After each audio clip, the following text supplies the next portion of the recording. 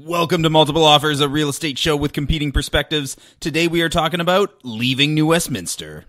Put that coffee down. If you're good at something, never do it for free. How'd you get the gig? Oh, you know, they were hiring. It was only a 2-week course. I will sell this house today. What are you, some kind of real estate agent? He's a realtor.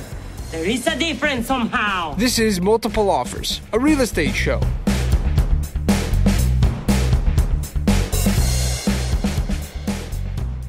All right, guys, it is episode 26, and today we are actually going to talk about real estate. We've gotten through our election episodes, but before we get into that, what's going on, Jared? Is this the halfway mark? Like for if there's 52 weeks in a year, so we're halfway finished. We're halfway through year one of Multiple Offers. We're doing multiple years. Have we been doing this for 6 months?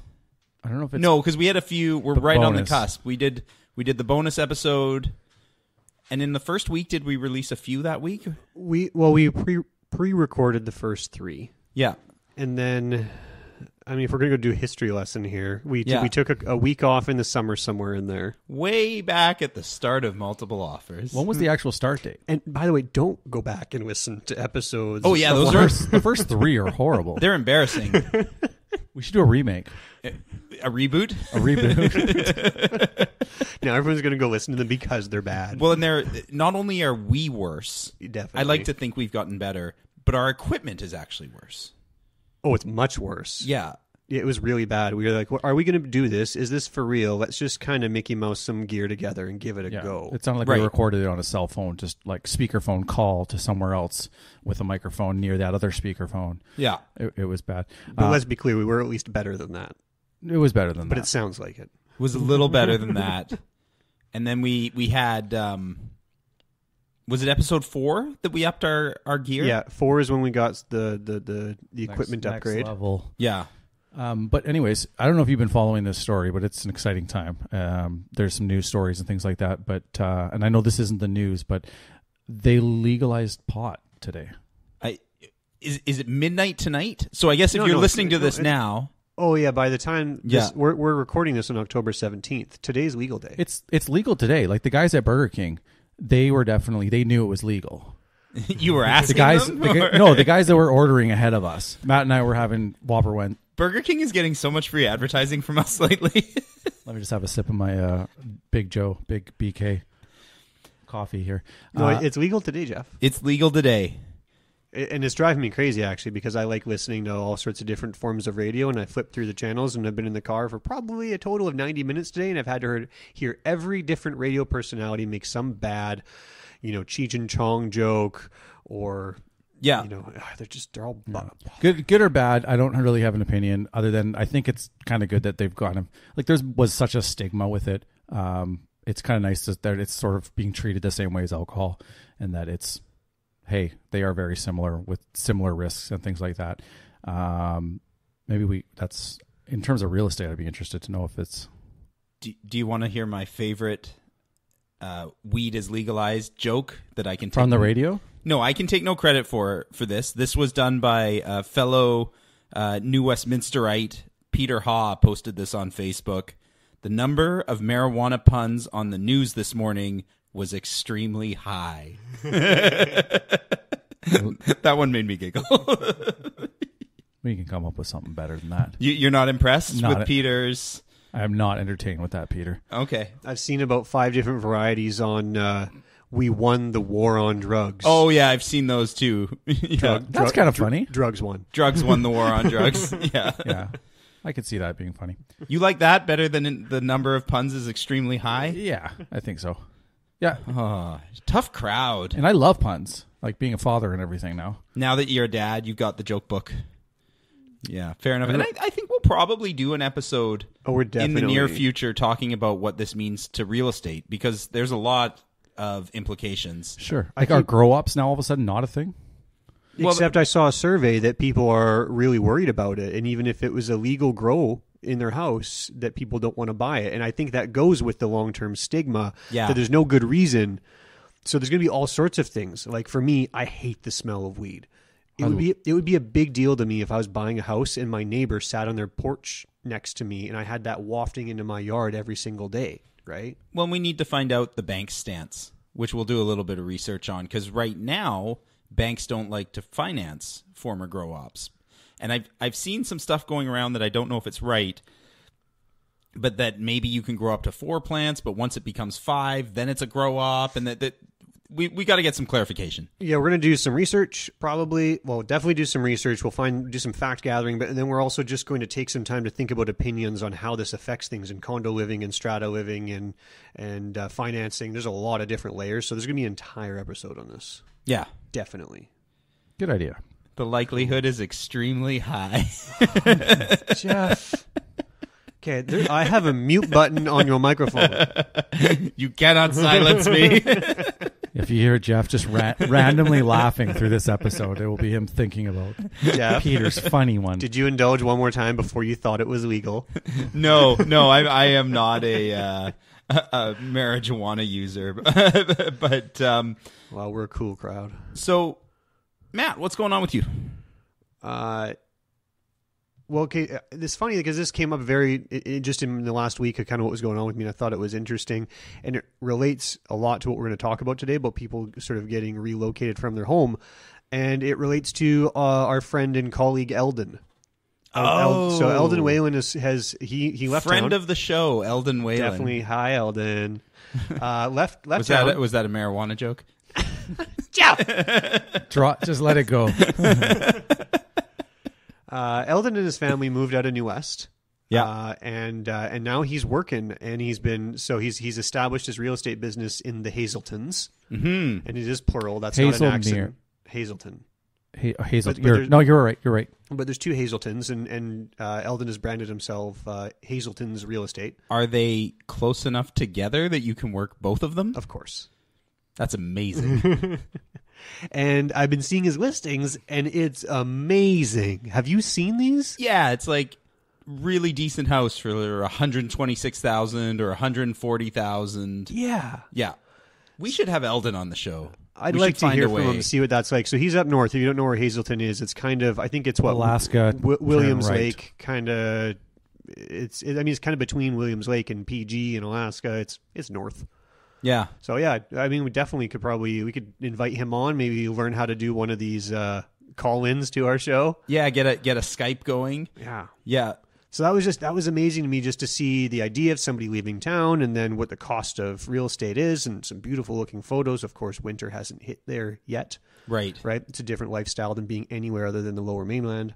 But it's an interesting observation. I'm enjoying watching what Eldon's doing.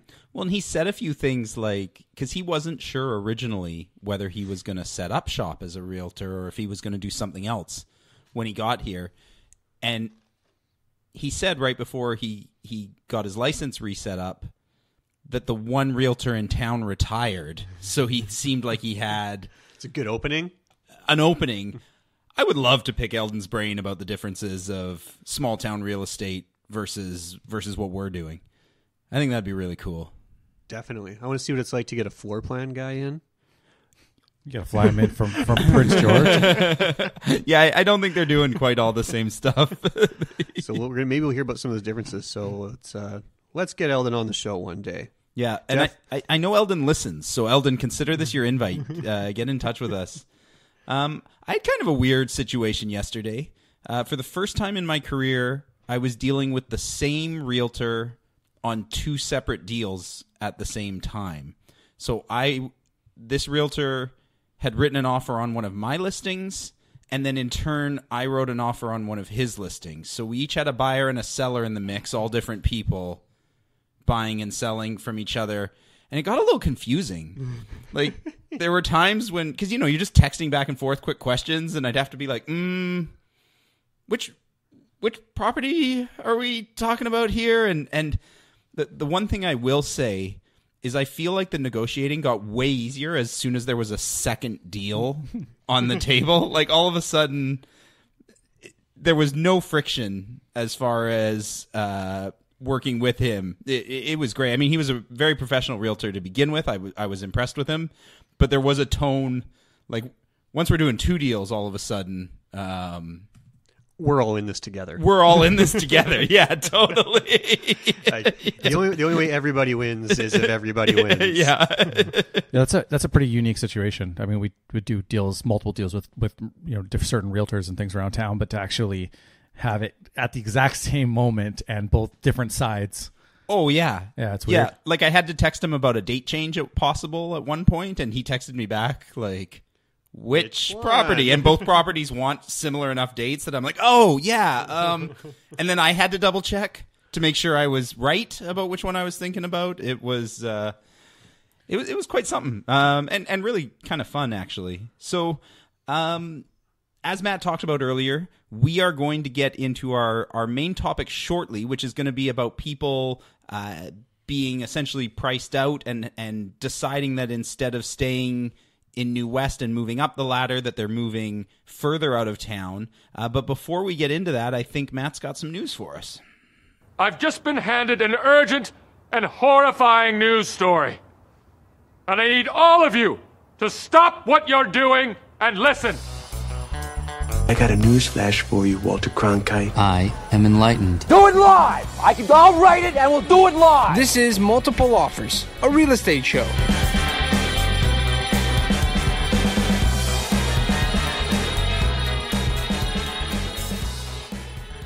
I found somebody shared a news story on social media that caught my attention. The story is actually dated September 19th, but it's still totally relevant. And it's very relevant to our topic of discussion today in certain ways. Geoff, you and I talked about this when we were kind of prepping for the show.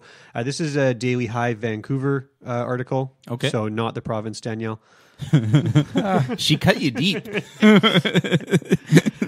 It's by Ken Chan. I actually quite like a lot of what Ken Chan writes. I find that he does got a lot of good in-depth research and understands what he's writing about rather than just sort of regurgitating facts. And this was a really interesting analysis. The headline reads, it's an opinion piece.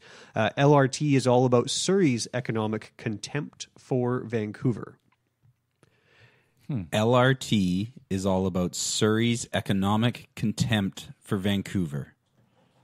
Okay, so let's break that down, because that's a whole lot of gobbledygook. It's a long article, and if after you hear what we're saying you're interested in reading it, I'll put the link in the show notes. It's too much to try to get into. I just want to summarize the theme of it. Mm-hmm. He's done a really good job of pulling a lot of facts and some historical information, but the guts of it is that he's saying that a lot of the powers that be in Surrey, and there's no way for me to say that it's all of them, but it sounds like a lot of them are pushing for LRT. And the basis for that in Surrey is that they believe that LRT is a greater economic benefit for Surrey only. So let's start for our listeners by defining LRT. Right. So LRT is light rail transportation. Cool. The train. Light rail train. One or the other. We get it. Light rail, which is then that's at ground level, and it actually intersects with traffic. It's not a standalone system like San Francisco. Yeah, and it exists in a lot of other metropolitan areas in Canada. So it somewhat impedes traffic. It gets the right of way a lot of the time, but what it does is it has a lot more frequent stops. And the reason why Surrey wants that, or at least a segment of the Surrey leaders, is that it allows for more commerce happening in Surrey, people hopping on and hopping off, rather than Skytrain that only has, let's say, 5 stops. And the whole purpose of getting on Skytrain is to get out of Surrey. So this is a more of a competition for buses than competition for the Skytrain. But it's in place of Skytrain, right? When they're saying the funding is coming and we're going to put in rail service, the rail that Surrey wants is light rail. And the region, the Metro Vancouver mayors, we heard about that from Cote in our meetings. They want, or in our interview, is more of a regional transit system, right? So I look at this as protectionism, like within each municipality. Surrey saying, well, Surrey first. We want to keep people in Surrey. We don't want them commuting by Skytrain out of Surrey to work in Vancouver. We want them to move here. We want them to leave New West and come to Surrey. We want them to stay here and work here and spend their money here. And can they have more stops because it doesn't need as much of a structure to build you don't need to build a full Skytrain It's almost like station. A bus stop. How is this different than a bus? It's on a track. Okay, I understand that. I do understand the differences between trains and vehicles with rubber wheels and things that don't have to follow a track system. Yeah. But I mean, say like, so for example, like 104th is an avenue in Surrey that kind of connects Surrey Central to Guildford, and I guess it goes further than that, but no Skytrain there, just buses, and it doesn't seem like the traffic's ever that bad. So if your question is how is it different than a bus, I would imagine so LRT stops are less frequent than buses. Okay. Sorry, but more frequent than a Skytrain. So it's going to get you where you're going faster than a bus. Faster than a bus, and the on-off is faster, right? There's more doors. You see how quickly people get on and off a Skytrain versus loading and unloading a bus. Does it have to follow, like, does it have red lights, or is it? Typically, my experience with seeing LRTs is they dominate the traffic control. So as it approaches, things change in favor of the LRT. Okay. Yeah. How that's programmed is up to the region, how they do it, but it certainly can get preference. And the article was essentially saying that Surrey would rather have this than more Skytrain. That's right. Is for their local commerce, and it's not thinking about the region as a whole. And that's interesting because people I know who have relocated to different parts of Surrey, having left New West or the surrounding areas of New West north of the Fraser, go there with the intent of commuting back into Metro Vancouver for work, typically downtown Vancouver. And they want Skytrain service deep into Surrey to accommodate their commute. And Surrey itself is saying, no, we don't want to encourage you to leave Surrey. Thank you for moving here. Stay here. I've never sold a home in Surrey to somebody who wasn't commuting for work. Like I've never sold a home to Surrey to somebody who already lives or who already works in Surrey. Now, maybe we're the wrong target audience because we're not Surrey-based agents. Correct. But I would hazard a guess that a big majority of people buying in Surrey are commuting into Vancouver for work. Definitely. Yeah. And those people want commuter transportation.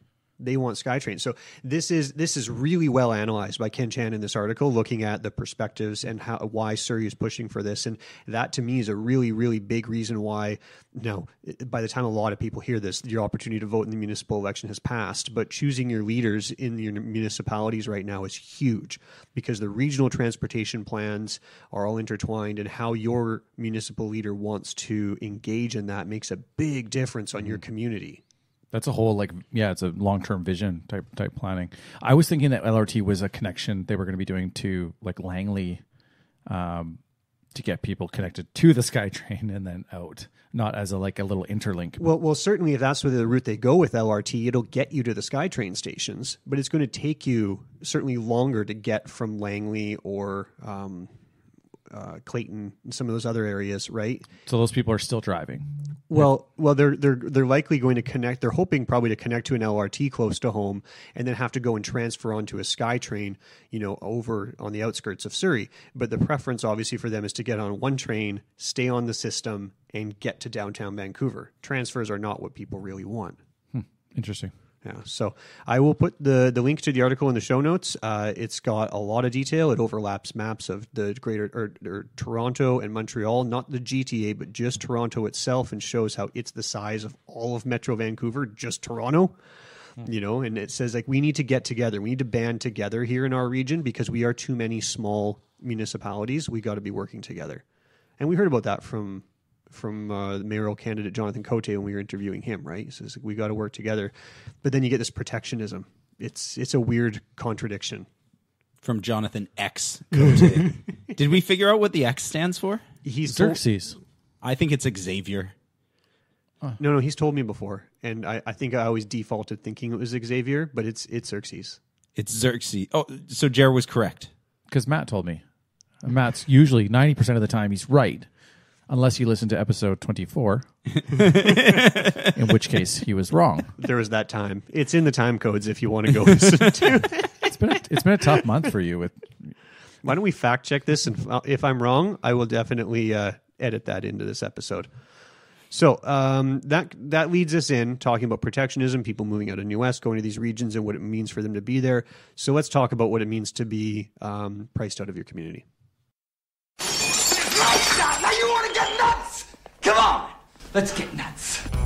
You decide your own level of involvement. Well, I guess this is a case where we'll have to agree to disagree. I don't agree to that. Neither do I. Wrong. National debt. Wrong. You're not advocating. Wrong. With that money, wrong. Lost. Wrong. Very nice words, but happens to be wrong. You're listening to Multiple Offers, a real estate show.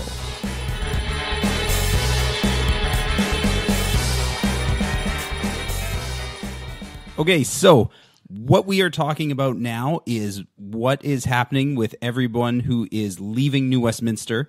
I think Matt and Jer would both agree. I disagree. Okay. I haven't even said my statement You said everyone's yet. leaving New Westminster. Okay. What I think brought us up to talk about this today, I don't know if you guys are seeing this in your businesses as well as mine, but more than any other time, I have sold people out of New West where they're leaving. And I agree with that. We talked about, thanks, Jared. we talked about people going to Surrey, but we're also seeing, I've got a lot of people who are moving out of province or moving very far north. Like Eldon. Eldon who was in real estate and doing very well, but just could not make what his next step was work. Big gap for the next step. Yeah. So we're going to get into that. So why don't we start by talking about where are people actually going? Langley. Clayton, I've heard lots of good things about. That's not Langley. No. Did you hear it like 5 minutes ago from Matt? No, and it's really annoying. And it's not annoying because our clients are all great people, but your business model is the New West guys and great people, and you want to be able to find them a townhouse. Like usually it's people, we may have sold them a place down on the quay or what have you, 1-bedroom apartments, and then it's, hey, we want to have a baby. This 1-bedroom apartment's not going to work. And the townhouses don't exist. There's few 3-bedroom apartments, but most people don't want to go apartment to apartment, regardless of, whether it's a 3-bedroom or not. And certainly the houses are really out of reach for those people. And they want another young, sort of vibrant, up-and-coming neighborhood. And they usually land, mostly because of price point, but they'll want to go to Langley. That's the part of the equation that's New West specific, too. Like, all of the towns in Metro Vancouver have people who are leaving the Metro Vancouver area in larger numbers right now than any time that I've been in real estate. But what New West's specific problem is we don't have enough townhomes. There's a lot of people who maybe even could afford to stay in New West, just what they want doesn't even exist. And that, to me, is the most frustrating part of the problem. Yeah, and I find it's a difficult decision for a lot of these people when they decide. You talk about affordability for a townhouse. A lot of townhouses, let's say they're roughly around $800,000 to $900,000 north of the Fraser. Yeah, and they can be over $800,000 south of the Fraser too. Just depends on what you're getting. But once they start looking at that, then they realize they think, well, for $800,000 or $900,000, I do have the option to get a detached house. Right. And that's often North You Langley. go talk to Eldon and spend $120,000 and get a house. Yeah. And then I find that because, like you said at the start of the show here, Geoff, that most people you find they want to commute from the Fraser Valley into sort of the downtown area. Yeah. And for that reason, I find your first question here you asked is where are people going to is some form of North Langley, Clayton Heights, Willoughby Heights, because of their proximity to Highway 1. Yeah. Right. I think that's kind of where it defaults for these people. And they're well-established neighborhoods now, and it's pretty clear what you're getting when you go there. But I find that's all where it starts, is they think, oh, I could spend this much on a townhouse, but if I start spending that much, I could be getting a house. The other thing, I don't know if you guys have encountered this year. I've got a lot of clients who, for whatever reason, work in tech. And I've had a lot of clients, like my tech clients, move either to the real outskirts of BC or out of province. I had one move to Winnipeg. I had one move to Galliano, all over the place. And the thing is, their jobs are so portable now. What they're finding is I don't have to be in the greater Vancouver area to do my work. I can remotely do, like, they haven't had a change in job. They're still doing exactly what they were doing here. But now with the remote possibility to work from home. Yeah. Even with other sectors and things like that, not even tech, we've noticed that they can adjust work schedules where I'm only coming in. If we had a client that moved to Sunshine Coast, you've got things like that where they're like, okay, or Squamish, for example, where, okay, if we can do most of this stuff can be handled, we leave you alone at the office anyways, you're doing your own thing. Right. But come in and report once a week. So all of a sudden you're like, okay, now I've just made myself like an hour and a half, 2-hour commute, but it's once a week, and the rest of the time I'm at home. So all of a sudden it's not that quantum leap, so to speak. Yeah. Do you guys get much people going the opposite direction? I hear all these stories of people moving to Squamish, but I haven't dealt with. Squamish is their Langley for Vancouver people. So you think people who are already in New West are too far out, but if you were in Vancouver, you might choose Squamish over Langley. I think it's more likely, a lot more likely. Yeah. If I needed to work downtown Vancouver, I would. You might like Squamish better because of it's a nicer drive, maybe a little bit more dangerous, but rather than like a flat farmland drive, a nicer, more dangerous drive. It's a beautiful drive. It is. Yeah. You got Whistler close by. You've got all these sort of wrecks. Rec facilities, rec things that you can do. It's certainly being discovered as a new acceptable option for commuting, right? I mean, Langley to downtown is probably, I think, a more difficult drive than Squamish. Now, there's a lifestyle component there where, like, for someone like me who grew up in, like, sort of the South Delta area, to go to Squamish leaves me really, really disconnected from the friends and family who I know. Mm-hmm. But if I were to be priced out and go to the Valley, there's less of a disconnect there. It's easier to stay in touch with family and friends. So the people I tend to notice going to Squamish, and if they're listening and they think I'm wrong, that's okay. But my observation has been that maybe they moved into Vancouver from another area, so they don't have a lot of like really strong roots to a certain community. Yeah. So they just kind of get to cherry pick, well, what's close to where I need to work, and and Squamish is a great community. Yeah. It's fantastic. I mean, it has such an amazing lifestyle that it offers. It's a psychological thing because there's just the one road that there's a disconnect. Yeah. Whereas even if you're in the Valley, like geographically you're further, it could take longer to get from these points, but you have some options that sort of branch out where it doesn't feel quite as disconnected, whereas you're on this one road and kind of up here in the mountains. Yeah, I mean, so that's one option going north, mm-hmm. right? And then obviously we talked about in the Valley. And it's strange because it used to be a few years ago that crossing the river to Maple Ridge Pit Meadows felt like a leap. It was something separate. It was a big difference to go to Maple Ridge, a big price difference. Abbotsford is the new Maple Ridge. Yeah. Yeah. Yeah, the idea now behind Maple Ridge Pit Meadows is not anywhere what it used to be. It's become a community unto itself that's quite strong and vibrant, and prices are strong there, and people are quite easily and willingly just crossing over from New West or Coquitlam and going, boop, Maple Ridge Pit Meadows, no big deal. Yeah. I feel like it's a bit of a unique situation in New West too. Like if you were in Coquitlam, you would have options to, for sure. Okay, I'm in a condo maybe around Lougheed Mall or something, going to a townhouse in Port Moody. It's not like a big stretch, whereas we don't even have the townhouse for them. People cycle around the Tri-Cities a ton. Sure. Like I twice this year, I've sold people who wanted condos into townhouses, and their move was they owned condos in Port Moody, they sold them, and then they moved into townhouses in Coquitlam. Both couples did the exact same thing.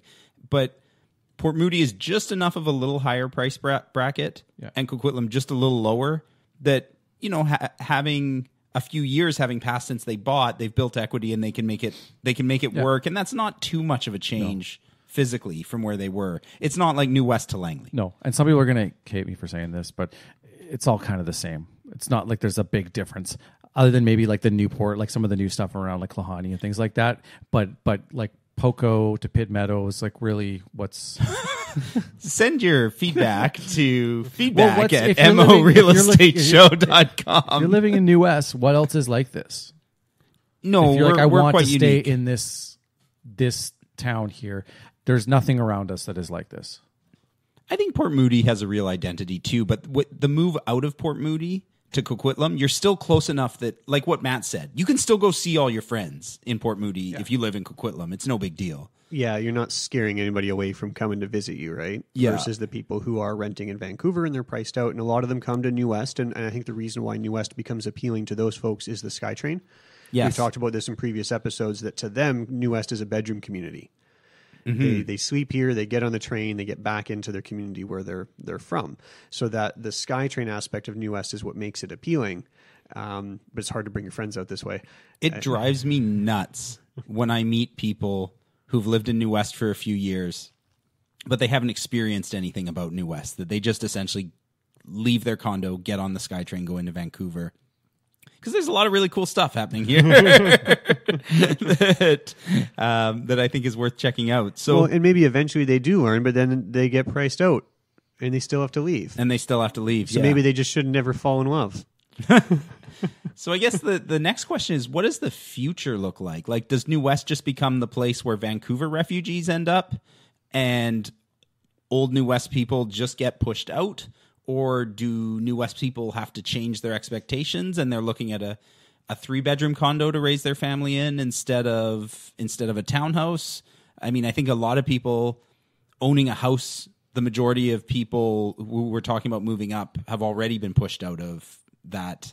That gap has gotten too big already. So I just thought of a term for this. I was thinking of the property ladder. So people used to move up the property ladder within their community. Yeah. Where now it has to be a property ladder migration.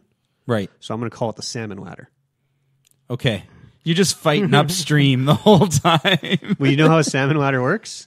I know how salmon spawn. Are we is there an actual salmon ladder? Yeah, salmon ladders are either a natural contour of the river or they're man-made to help salmon get upstream. So it's little shelves of land to help them. When they do the big jump, when you see a salmon jump up. Right. So the salmon is jumping up the ladder to get somewhere, but it's because of the migration for the purpose of spawning. Well, I can't believe you didn't know this, like as a salmon belly type person, that you don't know intimate knowledge of how salmon's. So just to be clear, I was never a salmon belly. I love New West, and I have lots of friends who are salmon bellies, but I was never a salmon belly. We did do salmon education at Herbert Spencer. I remember learning about how they get up. I had forgotten that term. But moving on. Hold on. No, that's an excellent term. I like your term. The property ladder migration is now the salmon ladder. Yeah, I have no issue with the term. So the salmon ladder exists because the jump from a condo to a house or even a townhouse to a house in New West is too much. Yeah. So I just think that the future is that it's going to take property ladder migration in order to do it. It's just it's very unlikely to be within community unless there is a drastic reduction in prices. Or you're handy. It doesn't matter. Adding $400,000 or $500,000 in essentially value to your mortgage to go from one type of property to the next is a massive jump. But if you can do it by adding $200,000 and adding a commute, that is financially feasible for a lot more people. So I just don't think it's going away. To answer your question, I think the future is migration. So are you saying then that the idea of I buy a little place when I'm first getting into the property market, I set my roots up in a community, and I just stay there, that for the majority of people, that's just not reality? You're not going to just pick a community and build your life around it. Unfortunately, I don't think it is. I think you have to try to make your move before your kids, if you're planning on having a family and your kids are going to go into school, you need to make that move and establish yourself where you want to be before the kids get into school, and just know where it's home. Because it's just going to be too hard. It's too much of a financial jump. I mean, I look at it personally constantly. Yeah. Right? And I go, I'm lucky that I got into this townhouse, and if I were to have to make the same jump today, I don't think I could afford it.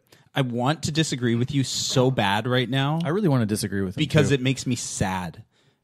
But I don't have a good argument. There's no way of disproving it. It's terrible. And I want to give people some other hope or advice or strategy. But I think the only other alternative is just deciding that you don't want, like, that where I live matters more than what I live in. And a 3-bedroom condo isn't outside of reach for people in a 2-bedroom. You got to work, and it's hard to get there, but it's not like, oh, that's impossible. I mean, the economics too, and I remind clients of this all the time, is however long you're moving, you're potentially adding length to your commute, wear and tear on your car. You're adding to your gas bill, time away from your family. These are huge parts of the economics of that moving to Maple. I'm just going to move to Maple Ridge and add all this time that I could be potentially working an extra hour rather than sitting in the car for an extra hour. So I think there's ways. I don't think it's that bleak. I think there's ways of making it happen. I think maybe people, if they are buying, and it does help if you're coming from Vancouver, or just getting a better job. Maybe that's the answer. Getting a raise. No, but how is it not bleak? How can you? Who has the? It's always been like this. This isn't a new phenomenon. Not adding $400,000 or $500,000 to go from one property to the next. No, I don't think that's accurate. If somebody's sitting in a 2-bedroom apartment in New Westminster, they can't buy a townhouse. That's a bad example. Yeah. So there's a townhouse. There's two separate problems, right? There's the New Westminster doesn't have the middle piece, which is a completely separate problem than the jumps from each price point have gotten for like the gap. There's a middle piece for sale right now for $850. And so somebody selling their apartment for $600? Probably not $600. They're probably $550 because they bought an entry-level condo. And I would say that $550 or even $600 to $850 is a pretty big gap for your average. $250,000 to $300,000. Yeah. 50% of the value of the home you're currently sitting in. Yeah. That in itself is a big gap. And then if you're in that townhouse, you happen to be in one of these townhouses in New West, or maybe it's Burnaby or part of the Tri-Cities, and you want to go to a house, that's $1.3, $1.4 million. Yeah, the townhouse to house gap is even bigger. And there was this weird point in the year where the gap was actually really not that separate. And well, if we're talking entry-level house, because when I say 1.3, it's not like you can't buy a house for under 1.3. You can. Yeah. But that house is going to bring with it a lot of headaches. Yeah, I just mean there was a point in the year where houses were really down. It was just this weird little moment in time where houses, an average entry house was about 1.2, and some of the nicer townhouses were selling for 1.1. And you're like, that doesn't make any sense. Right. Right. Yeah. It didn't last long. No, it did not. No, everybody kind of figured out what was going on there. So I have a hard time looking at it and giving people hope that they can stay in town just financially. There's got to be some big changes in your life. Yeah. To be able to make that move. And that's why consciously our family has said we are staying in the townhouse. We're not trying to add $500,000 in debt here. And to Jeremy's point, short commute. Like, my wife is incredibly close to work. Mm-hmm. I'm obviously close to work. The lifestyle component is fantastic. We do miss out, though, on not having a garage for some of the stuff that we like to do, bikes coming and going and spending some more outdoor stuff, or having a yard because one of my kids is really into sports and we can go out there and be working on stuff instead of having to pack up and go to the park. We're taking some concessions. Now, you are a block away from Queen's Park. Yeah, but it's a big deal. Like, it is different. I know. I just remember when the agent who had your home listed was talking to you about this property. It was you. Yeah, yeah, it totally was. I remember saying to you, Queen's Park is your backyard. So was I full of it? And you can say yes. That's okay. I still believe in that statement, but it is a very different lifestyle to just take 4 steps into your backyard. There's the ball. You pick it up. You knock it around for a few minutes. Especially with the dogs, too, I guess, huh? Yeah. So everything is... okay, gear up. Did you go to the bathroom? Because we're leaving. Okay, and then you got your stuff. Now we get up there. And if you play for 10 minutes, that's cool. But there's still 10 minutes of commuting time total, right? It is 5 minutes to get there and 5 minutes to come back. So, just those short little intervals that I sort of lived with growing up. My brother and I would go outside and play pass, or me and my dad, or whatever, right? That's the biggest thing, I think, about all of this is no matter what, we have to detach ourselves from I can give my kids what I had growing up. Like, my dad's home is in Queen's Park. I deserve a house in Queen's Park. Detach yourself from that. We grew up there, and the lifestyle that I grew up with is unattainable by me and the majority of people who the other kids I grew up with in Queen's Park. It's just not going to happen. And even if I move out to get a bigger house, now I'm way out there. It's still not the same experience I'm giving giving my kids. Well, your kids, though, will still have all of their friends and everybody who they make in the community right around them. Totally. They're going to wander around the block with other kids on the street, and they're going to, run from one front yard to the next, and they're going to have that experience. Yeah. Just not you, Jeff. You're going to be doing a lot of driving and not seeing them so much. And that's suburban dad, 101. That's kind of what it looks like.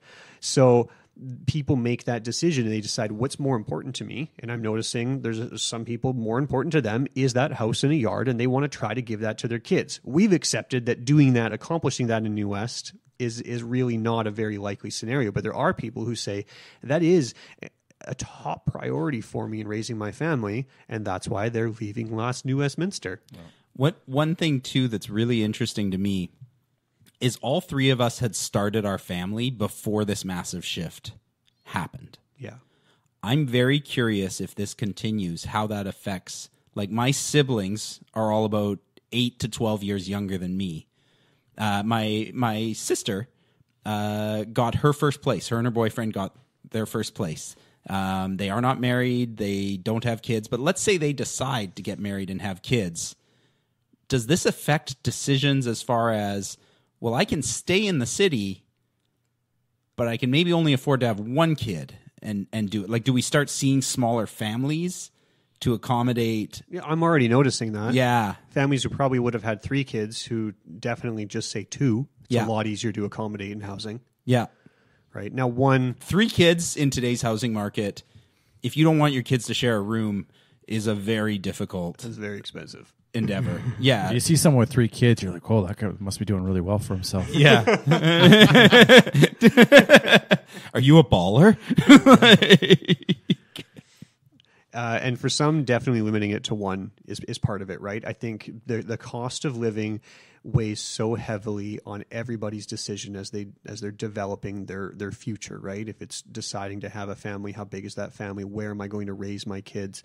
But my biggest takeaway from this, my advice for anybody who's having a hard time is to decide with your spouse what that is for you, what's most important. Make that decision and settle in before your kids are settled in and you feel the clutches of a community that you don't want to leave because you don't want to separate your kids from a network that they've built, right? And Jeremy's advice to you people is don't forget about all that traffic you're going to be dealing with. Don't forget about, because gas is $1, pushing $1.60 right now. Extra wear and tear, quality of life, hating life because you're sitting in traffic, cursing that LRT that just whizzed by you. I think you can make up $1,500 a month just in having the convenience of being close to the things you want to be close to, and that's got to get you pretty close to where that $250 jump to a townhouse is going to be. Okay, well, I think that probably. No final thoughts from Jeff? Well, you guys have presented some excellent points. I don't think I have anything to add. So does that help your client? What? Sorry. I thought we were talking about this topic because you were wondering, you want some advice for someone. Well, no, we were talking about this because it's interesting, but we do have somebody who wants some advice, so let's get into question of the week. Check out the big brain on Brad. How's that working out for you? What? Being clever? Who knows where thoughts come from? They just appear. You're listening to Multiple Offers, a real estate show.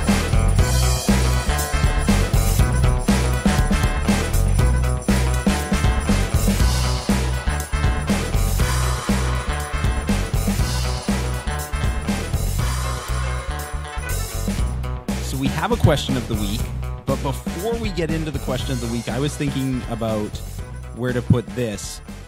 We had a listener of the show write in to give Jeremy some advice. Me? Yes.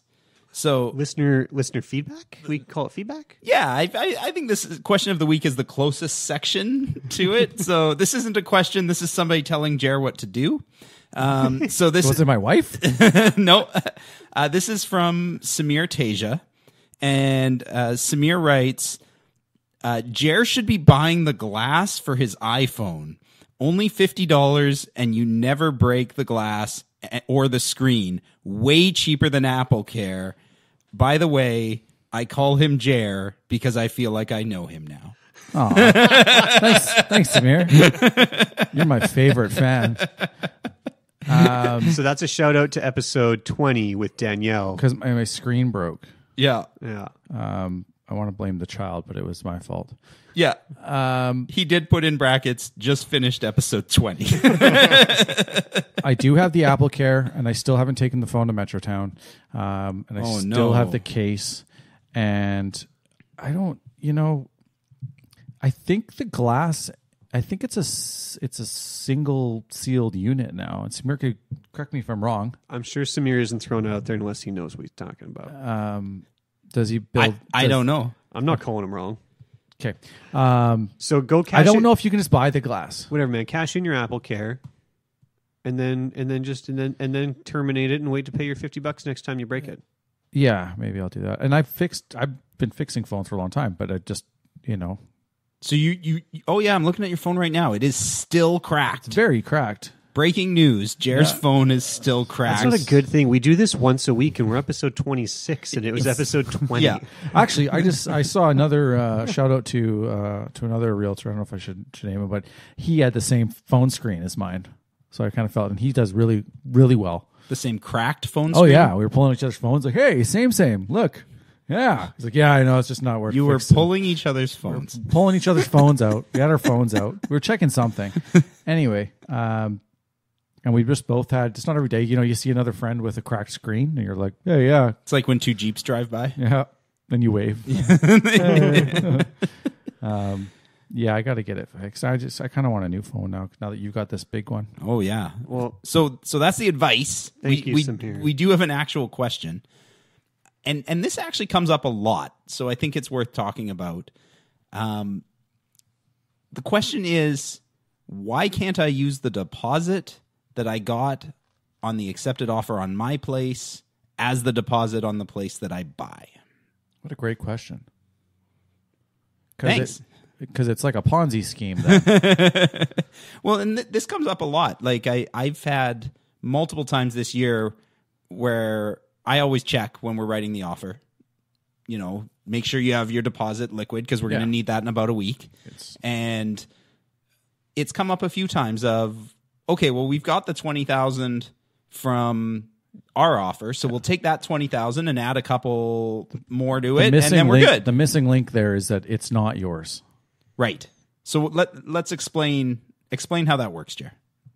You want me? Just put me on the spot here. For question of the week, I have a question. Got my license. We were talking about deposits. Deposits are in trust. Okay, so Matt, do you want to explain? So because people aren't going to know I'm being sarcastic right now. I don't know that you're being sarcastic right now. No, because it's good faith money. That buyer said, I want to purchase your house. I'm flashing some money in front of you. We're about to do this deal. It hasn't actually taken place yet. But I've shown you that I have a briefcase full of money. I have some money, and I'm going to give this to a third party. Okay, your example here is incredibly confusing to the listener because there is no briefcase. There's no money. Briefcase. We're not allowed to accept cash. Nobody is seeing any cash. We see the cash. No, we and then don't. we give it to Remax. It's a check that goes to our office that it's almost like but it's almost like it doesn't even exist.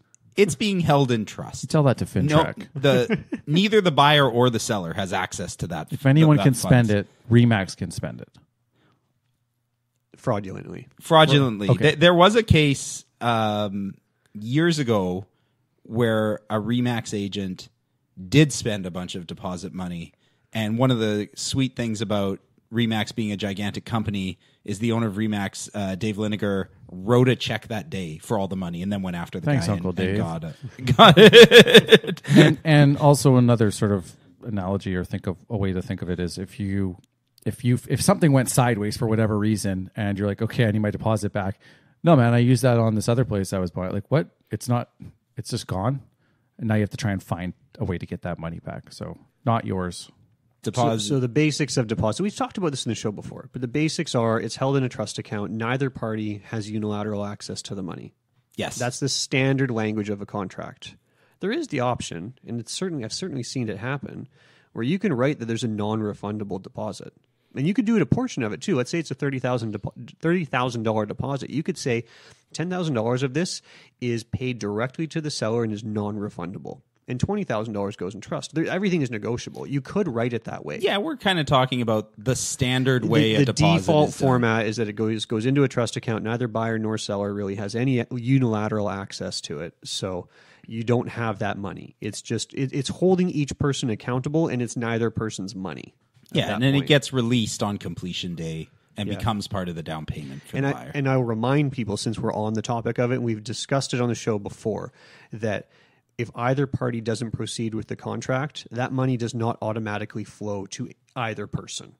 A lot of people are under the assumption that, oh, well, if the buyer doesn't complete, the seller just automatically gets the money. Right. And let's just be clear, that's not the case. Pain and suffering, here you go. No. Yeah, no, nobody automatically gets the money if anybody doesn't follow through. Lawyers have to decide who gets how much.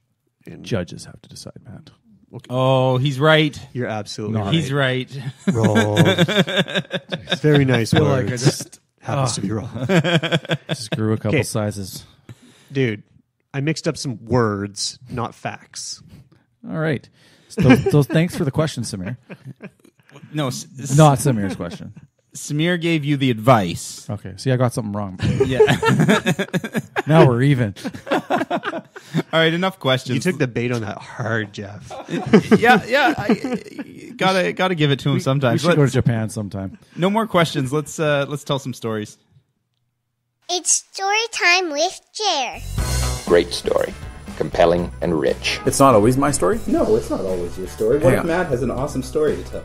Well, he can tell it to me or write it down and I will paraphrase. This is Multiple Offers, a real estate show.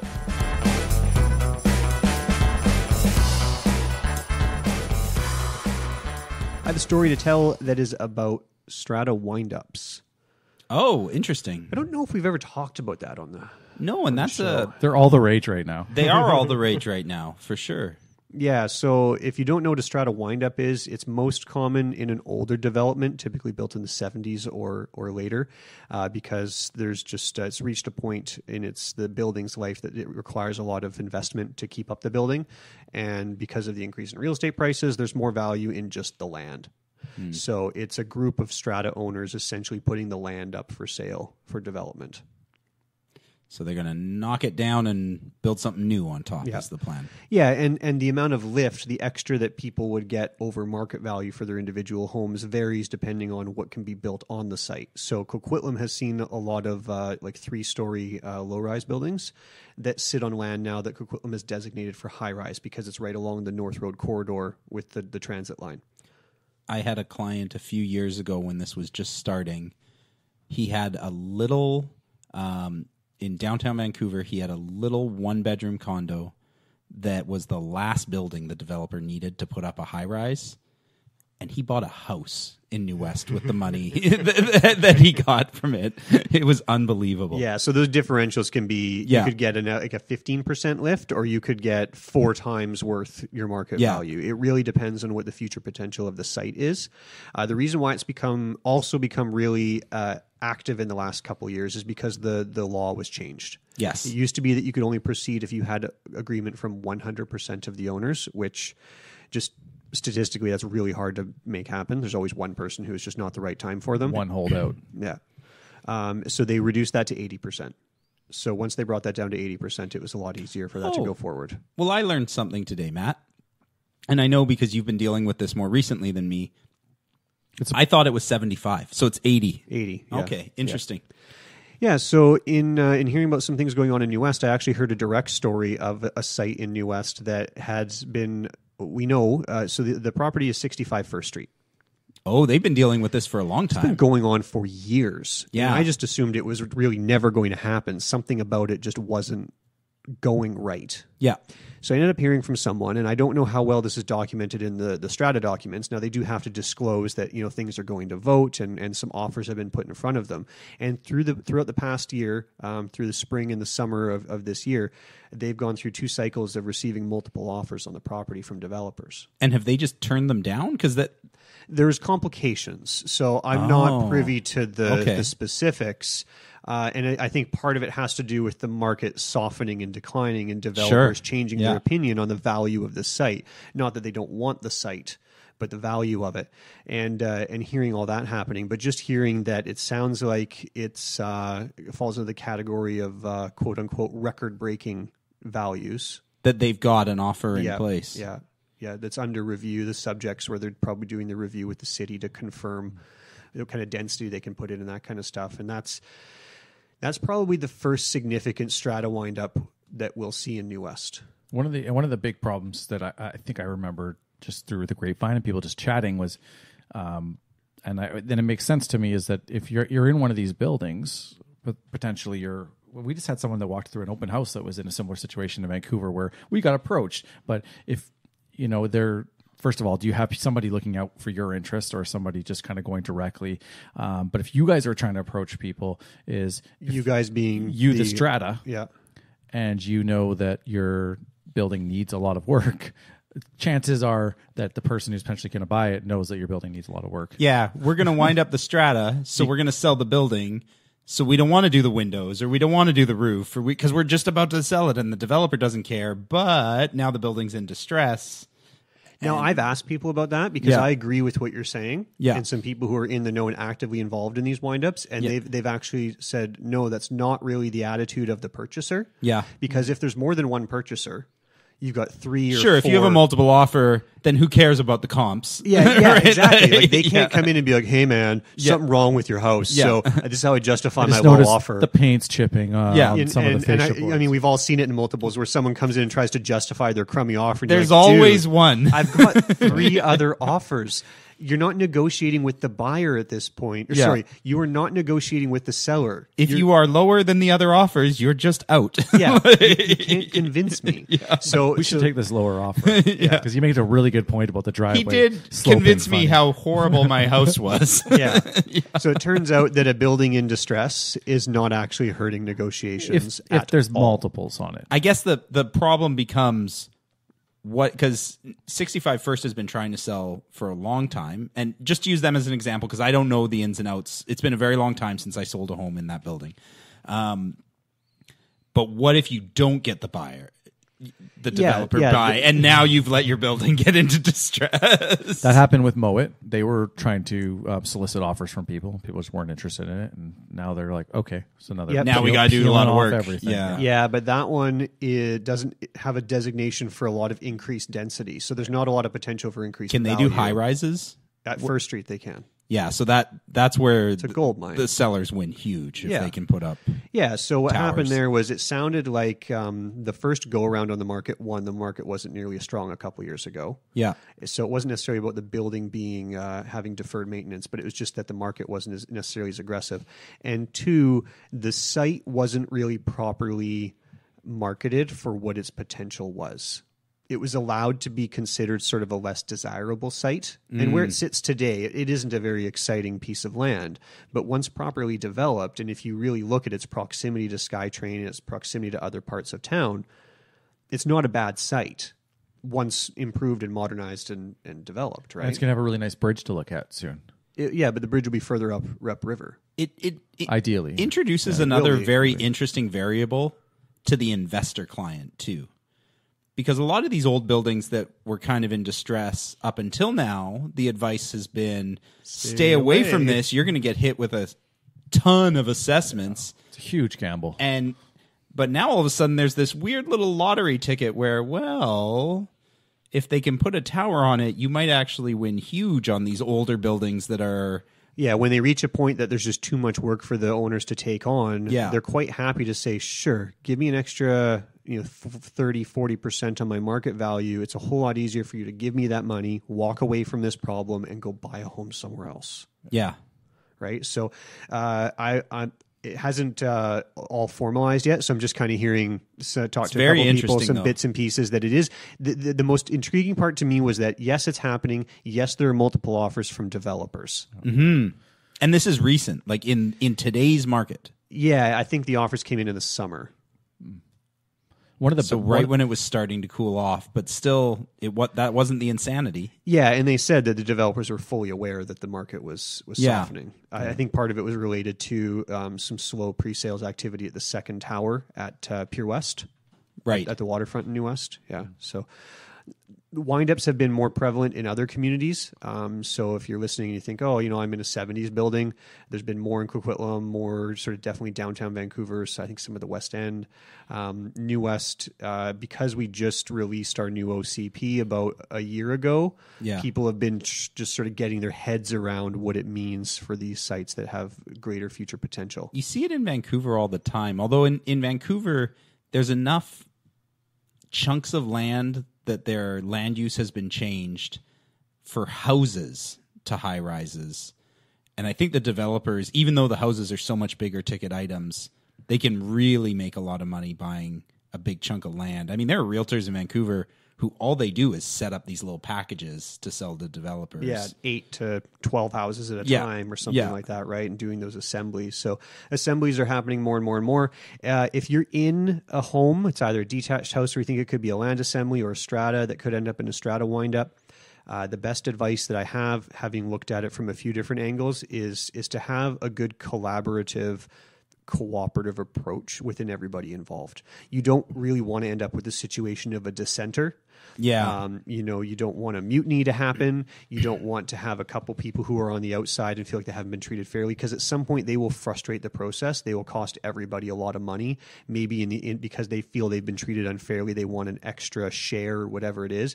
The earlier everybody gets on the same page, the more likely it actually is to happen, and it will bring everybody a better outcome. So if anybody's looking for more advice on that, you just want to bring in, there's a couple different people you could talk to, but you could send your questions to us, feedback@morealestateshow.com, and we can help direct you to really understand how to look at that and navigate it without frustrating the process. Excellent. Well, I think that's probably going to do it for us today. Thank you guys for listening, and if you enjoyed this, please leave us a 5-star review on iTunes. It really helps us be found by more people. And if you want to get in touch with Matt or Jeremy, they are at thenewwestguys.com. You can find me, Geoff, at realestateenewwest.com.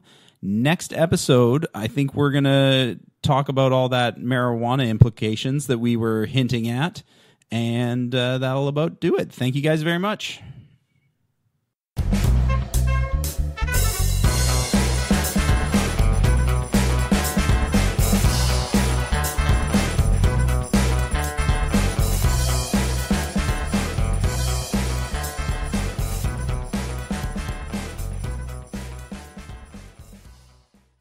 So it's no secret that we have a lot of Mexican restaurants in New West. Yeah, when did that happen? Because we didn't always. I think in the past, and I think I want to say like the past couple months, there's been like 2 new ones. Yeah, it's kind of the same way that we got like all the bridal shops on on Columbia Street. You're just like, one day, what the hell? Well, once a couple of them start doing well, you're like, well, I could do one as well that would attract traffic from what's going on. So because I think we've had some success in Mexican, it's getting press across the region. It says to somebody else, well, if I just open one around here, I'll get some of the spillover. That's a normal business practice. We have good Mexican food at every price point, which is kind of cool. Anyway, what's your point, Jared? My point is that there's so many different kinds of burritos. Like for one like type of people, Mexican, there's like so many different kinds of burritos that you can, like, I feel like you could, like, we're a sushi, all of our sushi's kind of similar around town. There are so many types of sandwiches. Yeah, how many ingredients can you put inside a bread? How many ingredients? Sandwiches, yeah, I guess so. I guess there are different. Maybe burritos haven't quite gotten the sandwich route. It was like a Mexican sandwich. No, they have tortas. They already have that too. I'm pretty sure Jeff's point is that it is a Mexican sandwich. It's ingredients inside a Mexican sandwich is a Mexican sandwich. No, but it's bread. I mean, a tortilla is a bread. It's a wrap. Okay, we'll wrap it up in some bread. So wrap up your thought here. Okay, so there are a lot of burritos. So new Mexican restaurant, Saperton. Oh, it's in Saperton. Good. Where? Not greasy. The burrito's still kind of round. I find sort of the other one around town, and I know this isn't a food blog, but it weighs on my heart. The the one kind of close by our office was getting a little greasy for me and a little like just sort of flat, anemic looking things. Are you talking about Playa? I'm not talking about anyone specifically. Playa is by our office. I like Playa. You think they not quite as much? I'm not here to knock anyone's business around town. It's okay. There's a time and a place for it. Okay. Not for knocking businesses, but for for Playa. I mean, you guys just had it the other day for lunch, and we still order from there. But I've just been really liking this one on Sapperton just because it's just different. Okay. So it's subjective, totally subjective. Instead of the negative, what is it that makes Sapperton so good? Like, why is this one? What stands out? They have this. It's called. I think the restaurant's called I Picante. Okay. I have to check that. My wife orders from the app. The skip the dishes. Yeah. They have like this. Hey, try to skip the dishes. They take like 25% of the bill. You can't skip. These guys don't even have a lot of the option. places on their thing though don't. My Indian restaurant got rid of. They had delivery, and they just got. They're like, no, you can't call us. You have to go. Skip. A bunch of mine. Yeah, that used to deliver didn't, because while they're taking it, they're also not paying a delivery driver. Yeah, now they're not paying a delivery driver, which I think is bad too, right? I think the whole concept is... I hate the concept. Yeah, but so I get to watch on my phone as the car drives towards my house. I go pick up instead. Yeah, and you know what happens? They screw up, they forget something, they forgot one of our... We've ordered from this Mexican place probably 3 times this week, which is probably a problem. But no burrito, like missing a burrito, which was a kind of a big chunk of our dinner. Yeah. And we didn't have enough food at home or didn't feel it is super annoying when they miss something. So you call the restaurant, nice enough guys, like I don't like that's kind of between you and because Skip the Dishes just ordered food and then brought it to your house. It has nothing to do with the restaurant. Some kind of computer glitch, something happened, didn't get the full order, whatever. I can't call the delivery guy. I can't. There's no accountability there other than you can call Skip the Dishes. Yeah, we finally did get a hold of them, and they're like, "Well, we'll just credit you." Like, because I don't want to go wait another sort of, we're sitting down for dinner, we're eating. First world problems. It sounds so whiny. Well, it's the evolution of where we're going with ride sharing and that kind of stuff. But as far as supporting the businesses that we like, the profits, you want to keep them in house. You want to support the businesses doing things well. The pizza guy who I like refuses to use Skip the Dishes. Good he for told him. me, he's like, no, I employ my drivers. They're here. They get paid. I know who they are. I know they do good quality, consistent work. They know the town, like that kind of stuff. You want a Big Mac delivered to your house? Then fill your boots. Do your Skip the Dishes. The problem is they've designed a really good product. I totally understand what you're saying, and I'm all about supporting You local like tipping business. before you even get the service? I like not calling the restaurant. Like, I don't even have to pick up the phone. I like that half the time when I call the restaurant and I order, it's really noisy and they can barely hear me, and I have to repeat my order 6 times and they may or may not have heard it. Or they put you on hold and all you can hear is background. Yeah. Like, I love not having to remember whatever, like just passing the phone around to everybody who's ordering, going boop, boop, boop, boop, boop, boop, boop. And, you know, like they have made it very convenient. What they've done is great. I do agree with you. I don't like tipping beforehand, because then if it's late or whatnot, you're like, I already tipped. Why did I pay for this? Yeah, I'd love a little option that just asks you afterwards, would you like to add? Yeah, when to the they tip? arrive, what have you earned from me? Yeah, but they've designed a very good, very convenient product, and I mean a lot of my favorite restaurants don't deliver anymore because they're using Skip the Dishes. Yeah, and I guess a lot of them didn't have enough volume of delivery to justify like a full-time delivery driver to be on staff waiting for the phone to ring. Pizza guys are different. I mean, pizza guys are totally different. Right? I just always look at it through the lens, because my wife's family has a small business in town. I'm always just looking at it, how do we keep the profits in-house? Right. And I just...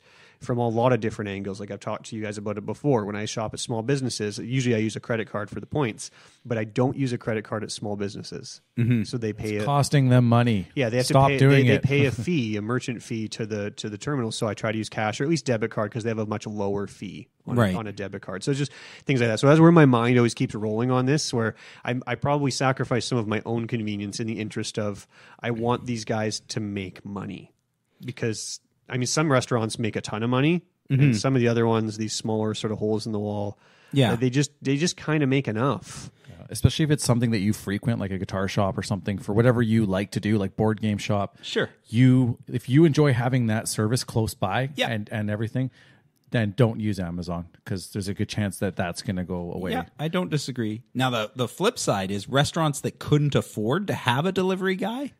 Now you can order delivery. Like, my favorite part about Skip the Dishes is ordering stuff that I couldn't order before there was Skip the Dishes. Right. And I'm not going to drive there.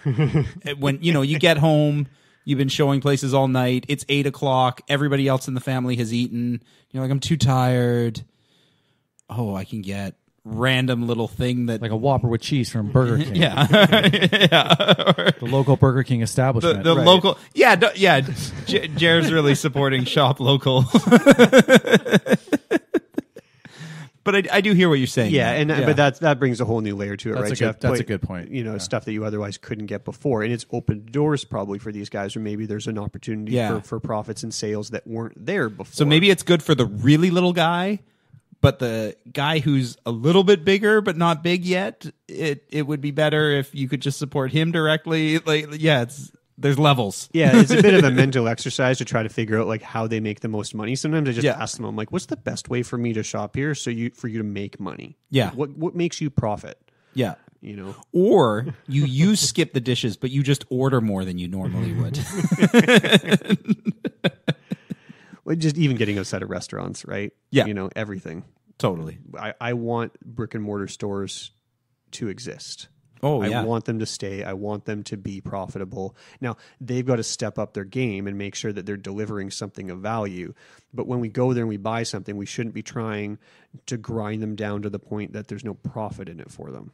Yep, I agree. There's a balance in there somewhere. Please don't go away, little stores.